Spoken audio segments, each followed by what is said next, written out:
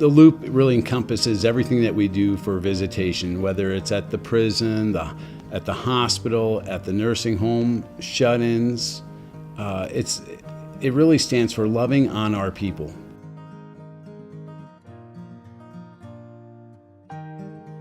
So our goal is to help them get there, get involved in the service itself. We have music. We bring sheet music along, the words with the songs on it, and pass them out so people can participate with that.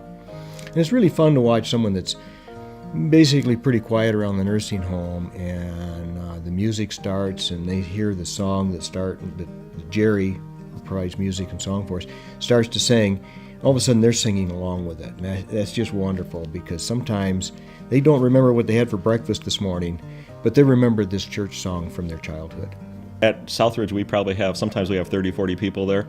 30 is probably a good average at Southridge. I'm doing Washington Crossing, which is assisted living there. So those folks have cars and can go where they want, but there's still like 15, 18 people showing up for church there on Sunday. And then we're just started doing Golden Living Center. And last week I was there speaking at that one, and I think we had 21 or 22 there. So it's changed a lot. Yeah, we have 3 locations, and quite a few more people coming. So sometimes when you go into the nursing home, there's not very good smells, and like they're ill, or just, it just makes you a little uncomfortable. And it just, it slowly, as soon as you go in and you start talking to somebody, you forget about all those issues and things. So I think out in the world, it's the same kind of thing. You just look at different, if it's homeless or whatever, just any person, you just, you love them unconditionally. There's another guy that we visit, a guy by the name of Kermit. We found out through our visiting that he actually went to the same high school that my wife and I attended. Of course, he was a few years before us, but I asked someone in our hometown to go to the school and take a picture of his graduation. They got the pictures on the wall. So they found the 1946 graduation, and we took a picture of Kermit's high school graduation, and I brought it to him, had it printed off, put it in a frame, and gave it to Kermit, and he was just tickled pink. He said something about, "Hey, that's a good-looking guy," and he was showing all his friends, and we got it. He's sitting in his room now, so that's kind of a nice thing, and kind of made his day. And the big thing for me is that we get to share Christ with people that have no other way of doing it. Kind of like Jason said a few minutes ago, that we just don't. There are people that can't get to church. They're not going to get anybody to come and share Christ with them. So every week they get to hear it.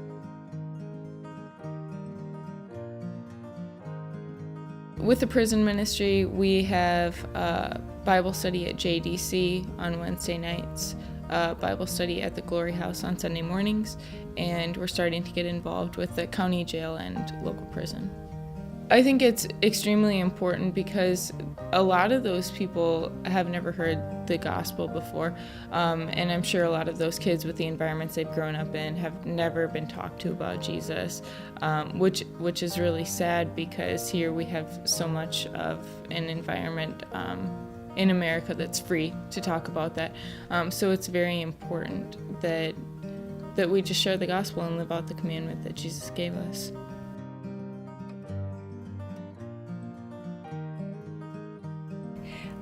Our visitation team is the branch of the Loop, Loving on Other People, that goes into the hospital, any of the hospitals in town, or in some cases it's the hospice cottages. And basically we're just trying to do what God commands us in John 15:17. We're just trying to love other people, and it's a great opportunity to share God's love, to show His promises through His Word, and to give hope, and to just minister to those people that are in various situations in the hospital. We see 26 people a week, just in normal visitation, anywhere from 15 minutes to a half an hour to even an hour on a given day during the week. We are bringing church to those people who can't come to church on a Sunday, and we're serving about 85 people, and we probably expect to serve well over 100 to 150 in the next few months. We're adding on the Glory House that we're going to be giving a Sunday sermon on Sunday nights. We're working with JDC. just God's providing all these opportunities, and right now we're at 61 volunteers, and the truth is we need another 100 volunteers.